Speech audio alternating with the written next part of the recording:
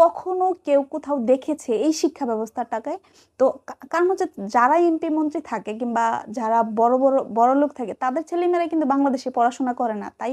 যারা এই যে শিক্ষামন্ত্রী যাই কিছু বলেন তারা কিন্তু ঠিকই তাদের ছেলে মেয়েদের বাহিরে পড়াশোনা করার জন্য পাঠাইছে, কিন্তু তারা এই দেশ থেকে পালায়ে যাবে বিদেই হয়তো বা এই শিক্ষা কারিকুলামটাকে ধ্বংস করার চেষ্টা করছে। তো এটা আমি মনে করি যে যাদের ছেলে মেয়েরা কিংবা যাদের ভাই বোন স্কুলে পড়ে তারা সবাই আমরা জানি যে শিক্ষা ব্যবস্থাটা কত পরিমাণ ধ্বংস হয়েছে আর কি। তো এই জন্য আমাদের এখন সময় যে আমরা এটার প্রতিবাদ জানাই, এবং আপনারা যেভাবে যেভাবে পারেন আপনারা ভিডিও তৈরি করুন, ভিডিও দিয়ে আপনাদের সোশ্যাল যে কোনো প্ল্যাটফর্মে সেটাকে আপলোড করেন, এবং যদি আপনারা তা না পারেন তাহলে